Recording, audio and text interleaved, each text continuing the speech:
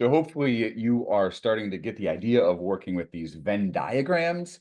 They really help us see the relationship between certain sets. We've looked at word sets, uh, letter sets, numerical sets.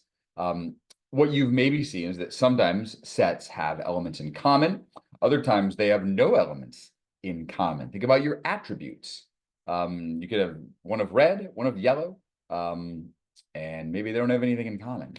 Other sets actually have everything in common, depending on how they're described.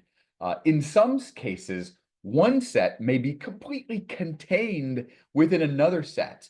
And in other cases, every element of one set can be matched with or paired with an element in a second set. All of these ideas and more have terminology that are associated with them. And so let's go ahead and start diving into this, a lot of this terminology. So this section is all about relationships between sets. So consider this. I'm going to copy and paste one of my little images. These have to do with your attributes. So I suggest you have your attributes out with you. And again, play with them as we go. So I'm just going to put this up here. What you notice is we've got set BS, which is blue squares. We've got the set YT, which is set yellow triangles. So my question is, what elements do they have in common? What do those two sets have in common? Hopefully, what you're observing is nothing. They don't have any elements in common.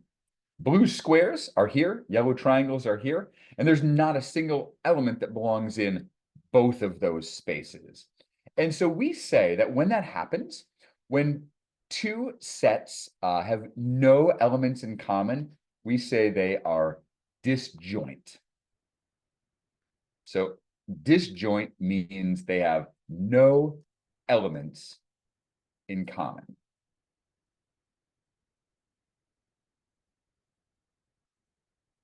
Okay, and as you can see it right there from that image, those two have no elements in common. All they have to not be disjoint is at least one element in common, right? So as long as they have one in common, then they're not disjoint. Consider the previous video. One of the last things that we did was we explored right here even numbers and multiples of 5. And remember, our universal set was whole numbers less than 20. And so what we ended up with these two sets, A and B, and they had one element in common. That was it. There was one even number that was also a multiple of 5. So we could say that because they share that one common element, those two sets were not disjoint. They were not disjoint. One of the most common things that you might hear about sets, and maybe you've even heard this term before, is the idea of subsets. The idea of subsets. So think about this new idea. So I'm just going to describe a scenario to you. We're going to define two sets. S is going to be all current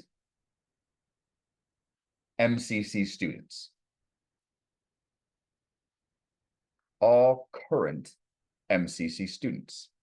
A second set we will define, or we will describe, we'll name as set P, and P is going to be all current part-time MCC students. So those are two sets, okay? All current MCC students and all current part-time MCC students. So I'm just going to let you pause and think about these two questions. What do you notice? And think about how this might be represented visually. Go ahead and pause and just think about that for a moment.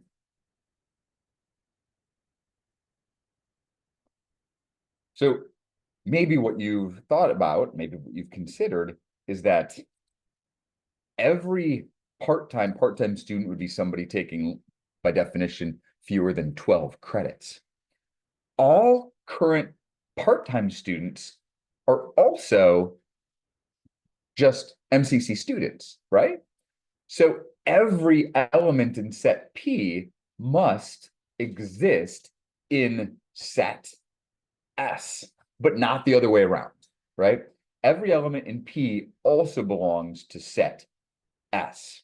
How this might look visually, and we'll talk more about this later, is that if you drew a circle and this is set S, set P would actually exist within it, like that. And this is the idea of a subset, right?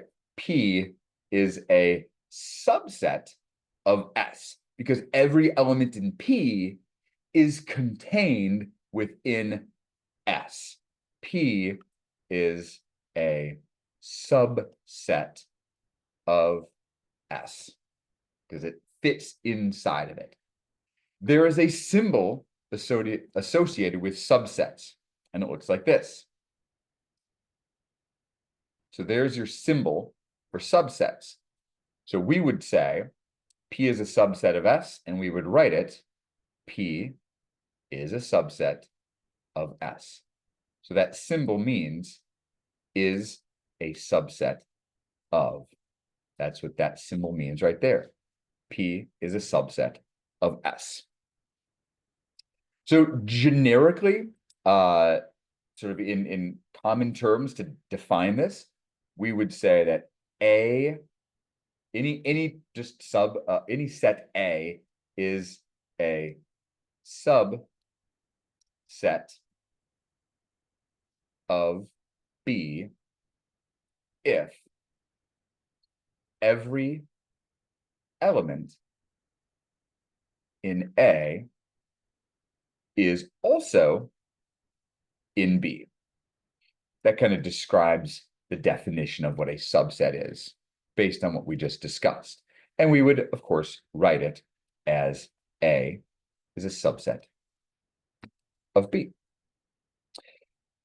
Remember before, I think in the previous video, when we talked about elements, if an element is something is an element of a set, and we had symbols for that. If we want to say that a set is not a subset of another, not a subset, what do you think the symbol for that might look like?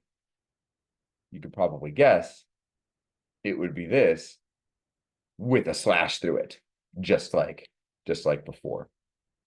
So let's play with our attributes for a minute. What I want you to do is I want you to get out your elements and specifically your triangular attribute. So get out all of the triangular attributes. And what I want you to do is we're going to define two sets. Set T will be the set of triangles. Okay, so T will be the triangles. And we're going to have a second set, which is BT. So we're using two letters to define or name this set, BT. And this will be the set of blue triangles. And what I want you to do is figure out how you might draw a diagram where and arrange your pieces so that they fit appropriately. Okay, it's a Venn diagram, but as a little hint, they might not overlap the way our traditional Venn diagrams have overlapped. So I'll let you pause the video, try that, take a few minutes.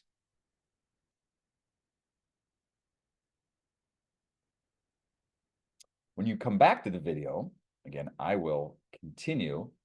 And what you might have noticed is that all the elements of BT fit within T, right? Every blue triangle is also a triangle. And again, in a Venn diagram, a subset is shown as a smaller circle inside a bigger circle. So maybe your attribute arrangement looked something like that. A larger circle out here, a smaller circle inside with 2 blue triangles in it, and then the red and the yellows were outside. So set T is all of them. Set BT is just those 2 right there.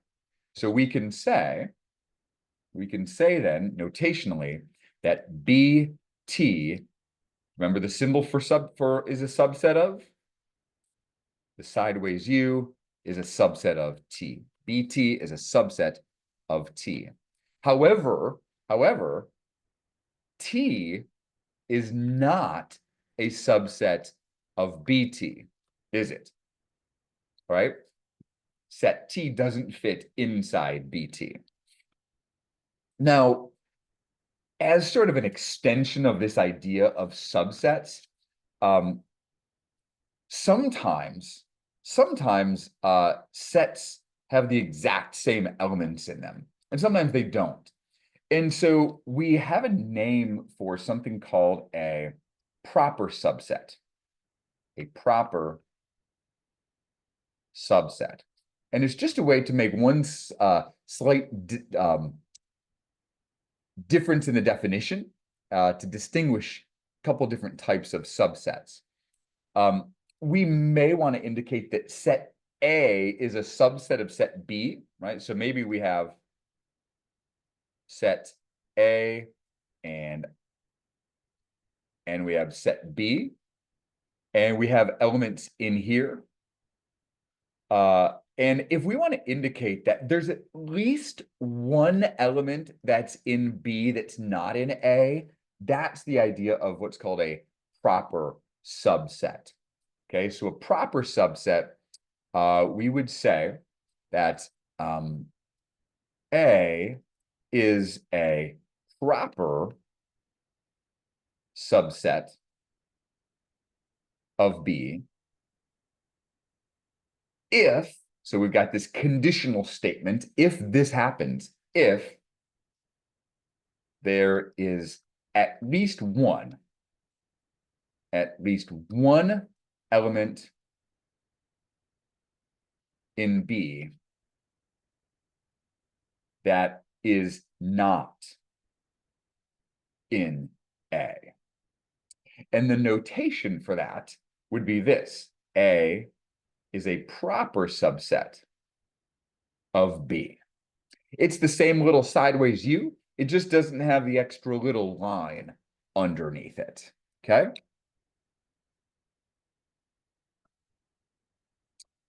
From the previous example, this one with the triangles that I'd have you do, could we say, I know that we were using the subset notation, but could we also say that BT is a proper subset of T? Is that a true statement?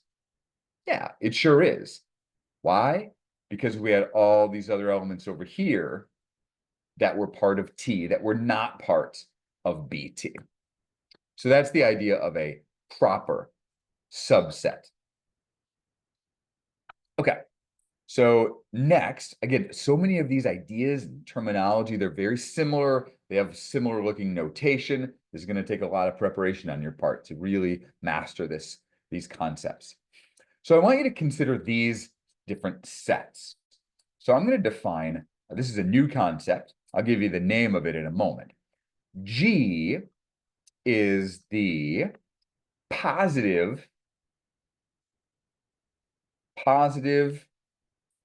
even multiples of 5 that are less than 50. Okay? Set G is the positive even multiples of 5 that are less than 50. Set H is the multiples of 10 that are between 3 and 47. So what I'd like you to do is pause the video and see if you can look at both of those sets and list them out in set notation. So identify all of their elements. Go ahead and pause this and then come back.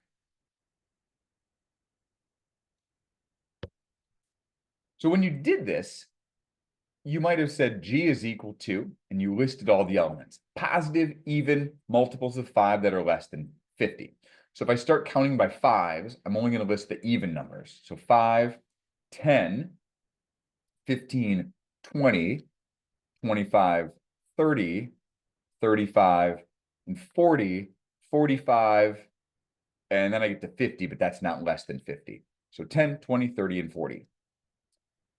Then we do the same thing with set H. H is equal to the multiples of 10 that are between 3 and 47. That's counting by tens. So 10 is between 3 and 47. So is 20. So is 30. So is 40. And that's it. So what we notice here is that G and H have the exact same elements. When that's the case, we say that they are equal sets. Equal sets have or contain the exact same elements. Even if they are described differently, we say they are equal sets. Because G and H had the same elements, we say that they are equal to each other. G is equal to H.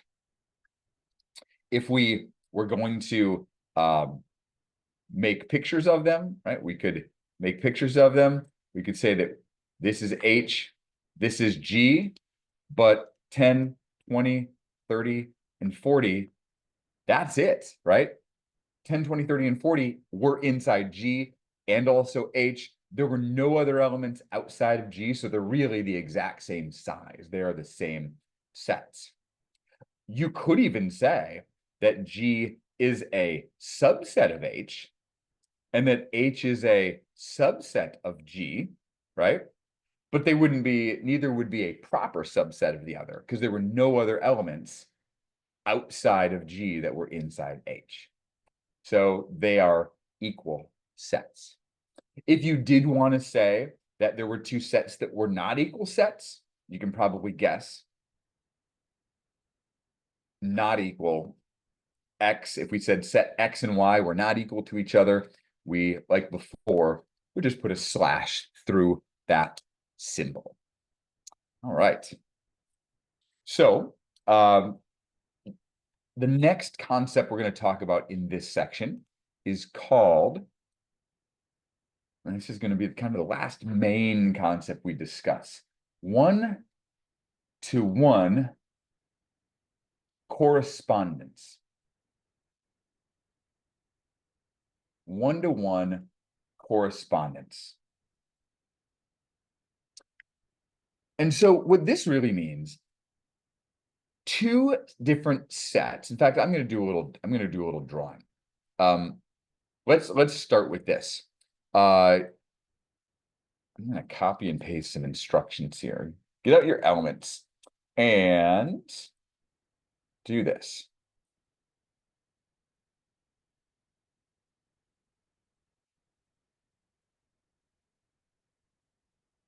We're going to define two sets and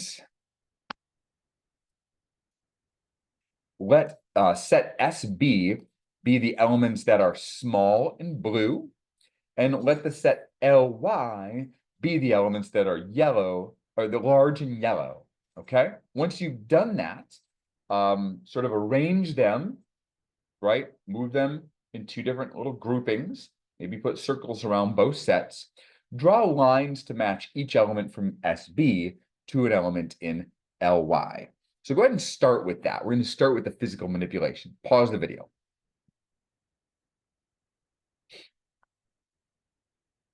When you get done with that, your arrangement probably looks something like this. Okay? So you've got small blue circle, small blue hexagon, small blue square, small blue triangle. Over here, you've got large yellow circle, large yellow square, large yellow triangle, large yellow hexagon, and you could draw lines matching one to the other, right? And so what we notice here is that, yeah, the two sets are different. They're not equal sets, but um, each element, this is kind of the key idea here. Oops. In fact, let me just type. I'm going to type instead. Each element in one set can be matched with another element in the other set. Okay, that's the key. Each element in one set can be paired with or matched with an element in the other set. If that happens, they are said to have what is called one-to-one correspondence. One-to-one correspondence. So that's our bit of terminology. One-to-one correspondence. We can also say there's some other terminology that's associated with one-to-one correspondence. We can also say that these sets are equivalent, or we can say they're equivalent or they are matching sets. Those terms can also be used interchangeably. And so again, every element in one set can be paired with element in another set. And you may be thinking, doesn't that just mean that they have the same number of things in them? Yeah, that's actually pretty much it. But we don't start off by saying that. And the reason is this concept, right? This idea of one-to-one correspondence is really sort of laying the foundation of number and understanding what numbers are and counting is, right? So understanding this is foundational before you can even start comprehending what a number even means. And so we can extend this idea and say that if we start to list the numbers 1, 2, 3, and 4, whole counting numbers, right? These are called counting numbers or natural numbers. Each element in these sets can also be matched with those whole numbers, right? So even if I said, if I wrote the numbers 1, 2, 3, and 4 and included them in their own set, that can be matched with 1, that can be matched with 2, that can be matched with 3, and that can be matched with 4. And so again, this is where we start to develop the idea or the concept or the foundational understanding of counting, okay? It's not just saying 1, 2, 3, 4, right? It's sort of saying, okay, can we match those things? So to finish this, we're going to introduce just a couple more terms. And these are called the idea of finite and infinite sets. And this idea is associated with one-to-one correspondence. So if we describe it sort of in generic terms, we say a set is finite if when we start counting it, we get to the end. Okay, that's what it means to have a finite set. There's a mathematical definition though as well. And I'm going to, rather than write it out, I'm going to paste it. Okay, I'm going to paste this one. And then we'll read it and discuss it. So a set is considered finite. Let me just make this text a little bit bigger. A set is finite if there is a whole number that we are going to call n, okay? A whole number n, such that the elements of a set can be matched one-to-one with the whole numbers 1, 2, 3, etc., all the way up to n. It really means that there's an ending point, okay? We then say that the set has n elements. I want you to pause and just reread this and let this sort of sink in, because this starts to introduce some advanced mathematical language and how you are going to see things defined in mathematics, okay? a set is finite if there is a whole number n that exists such that the elements of a set can be matched 1 to 1 with the whole numbers 1, 2, 3, all the way up to n. We say then that the set has n elements. My dog is bothering me. Okay. So both sets above that we just discussed, right? These sets, the blue, small blue elements, right? Each one, those are finite sets because when we count them, we reach a final number, right? If I go back to these, we have 1, we have 2, we have 3, we have 4.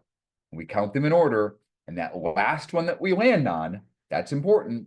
The last one we land on is the number of elements in the set, okay?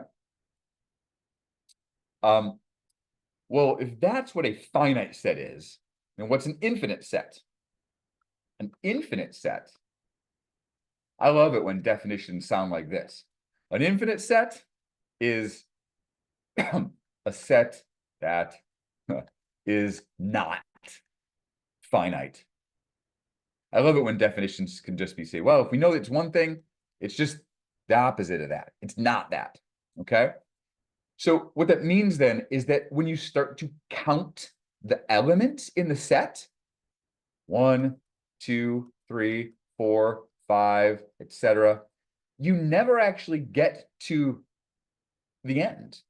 You never get to a final number n, right? It's never reached. It just goes on forever. That's what we call an infinite set. So again, this concept of one-to-one correspondence is really important for kids when they're developing an understanding of the idea of counting. I'll tell you one story before we wrap this up. My father-in-law told me this story about when he was in kindergarten, and his teacher was having him count things. And she might have laid out pens, right? So she had pens that were laid out. And she said, okay, I need you to tell me how many pens there are. And she said, this is 1, and this is 2, and this is 3, right? And then maybe she rearranged the pens, or they were in different orders or something. And she arranged them so that now it looked like this. There was a pen, and a pen. And the pen that she had called number 1 was now here. The pen that she had called previously number 3 was here, and the pen that she called number 2 was over here. So when my father-in-law was counting, again, as a 5 or 6-year-old, he said there were 2 pens in there because he thought that it was just, oh, it's that pen, right? That number 2, that's the last one. And that it was like you were naming the pens 1, 2, and 3. Not that they were in this important order. When he told me that story, it really made me think about how kids and how they become to be adults who understand the concept of number, how things can get misunderstood. And his parents were called in, and then his dad eventually sort of explained to him, and it made sense. But he remembers being confused about that as a young child. So just to kind of put a wrap on it, we talked about these infinite sets, a set that goes on forever. Maybe you know this, maybe you don't. There are actually different sizes of infinity. There are different sizes of infinity. There are, and this is more of a fun fact than something that you'll be assessed on, but I think it's important to help you make sense of this idea of why we even have this definition of infinite sets. There are things called the natural numbers. I already referenced those earlier. The natural numbers are the set of counting numbers.